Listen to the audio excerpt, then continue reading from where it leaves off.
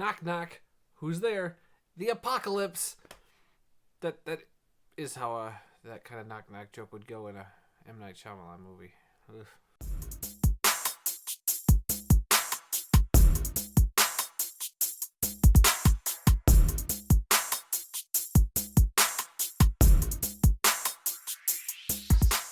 So, Knock at the Cabin is the new M. Night Shyamalan film based off of the book Cabin, or The Cabin at the End of the World. I've never read the book, so I went into this film with none of that, baggage. I didn't know anything about the story. All I've seen are the trailers, and, you get from the trailers the gist that it's, this little family. It's these two dads and their daughter, and they just go on vacation, and they're out at this cabin in the middle of the woods, which is where a lot of horror movies kind of start, and 4 strangers appear at their cabin and break in and essentially tell them that one of the 3 of them have to sacrifice themselves, otherwise they're going to trigger the apocalypse.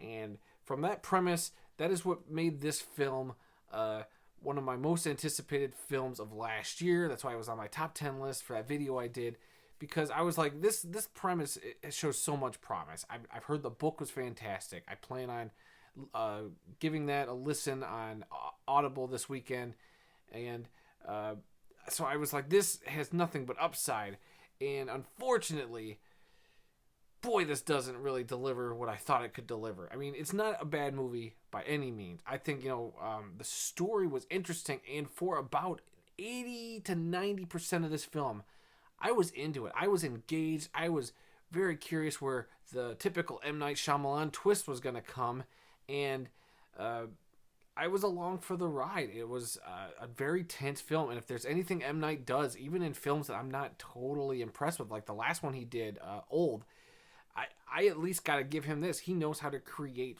really palpable tension, and I felt that in this movie. He puts together a really great cast, because, the little family is played by Jonathan Groff as Eric, Ben Aldridge as Andrew, and then Kristen Cui as Wen. I thought, the dads were great, but Wen, the girl who played Wen, Kristen Cui, I hope that's how you pronounce the last name. I don't know, but the girl who plays Wen is fantastic in this. I mean, she has a couple of really good scenes where I was a little surprised at kind of the range she had, and I thought she was a really cute and really smart on-screen presence, and I really enjoyed her performance. And then you have the 4 strangers who show up at this cabin, led by Dave Bautista, who plays Leonard, Nikki Amuka-Bird as Sabrina, Abby Quinn as Adrian, and Rupert Grint of Harry Potter fame as Redmond.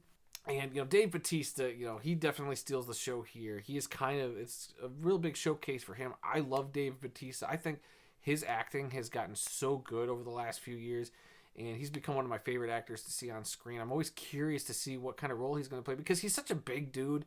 He's such a uniquely looking dude that I'm always curious what kind of roles he's going to get. And he's gotten some pretty juicy, interesting stuff over the last few years. So I'm very curious to see what other stuff he's going to be getting in terms of roles.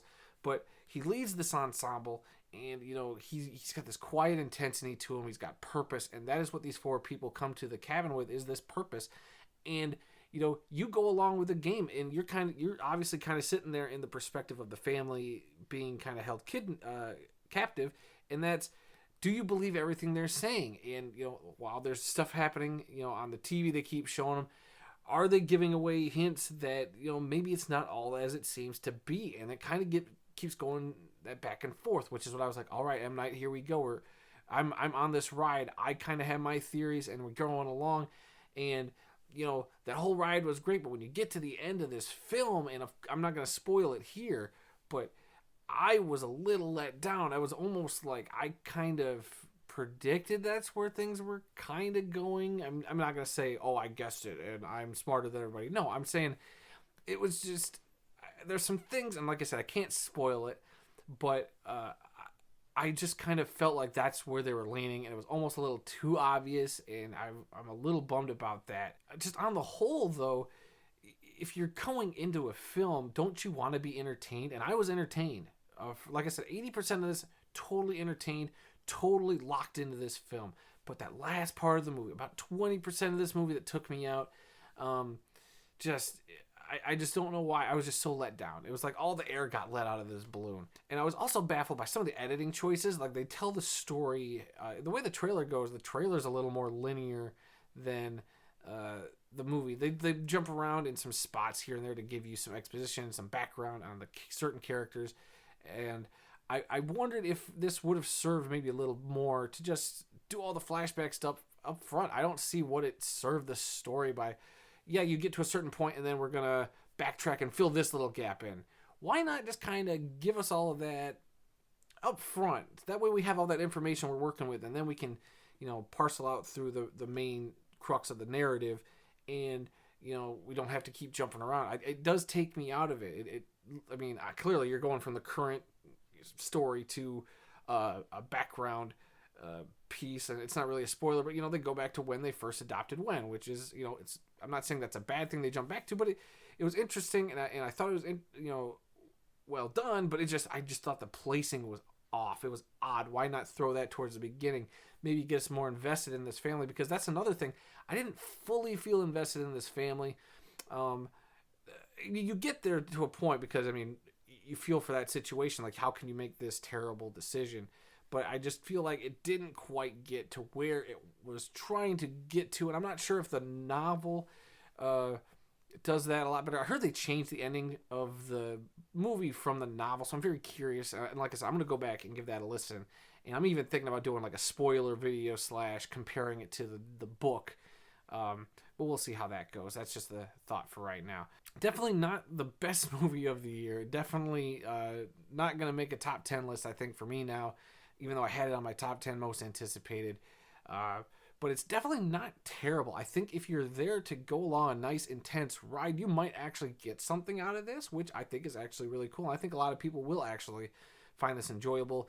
But I also think there's going to be a lot of people who, like me, feel like that ending, that third act, just didn't quite get there, which is fine, and it happens. But M. Night's been that kind of director the last several years. He's been very hit and miss. And, but when he hits, he hits. And I think there's a lot of stuff in here he hits. It's just, he definitely misses on some stuff, but he doesn't miss out on that cameo. Oh, his cameo on this is really good. I'm just going to say it's probably his best cameo. But yeah, so in the end, guys, I'm going to give this a B-. Like, it was an enjoyable movie, and I can't knock it for, kind of fading out at the end the way it did, fizzling out. Because it did so much else right. Like I said, the ensemble was great, and I thought everybody was committed and gave great performances. I thought the story was solid, and all the other technical aspects of this worked for me. So other than some of the editing and probably some story stuff, I think that could have been tweaked a little bit. I still found this enjoyable. I did not have a bad time, and I would still recommend this to people who are curious about it, because it's not a horror film. Like, they definitely play this as a bloody horror film, and while there is violence and blood, it's not as horrific. I would say it is more of like a thriller almost. I wasn't really scared like a horror film, kind of keeps you on the edge. I was just tense and nervous, but I wouldn't quite go calling this a horror film for me. I'm sure by the textbook definition it probably is, but I just didn't feel it as a horror film. I thought of it more as a intense thriller.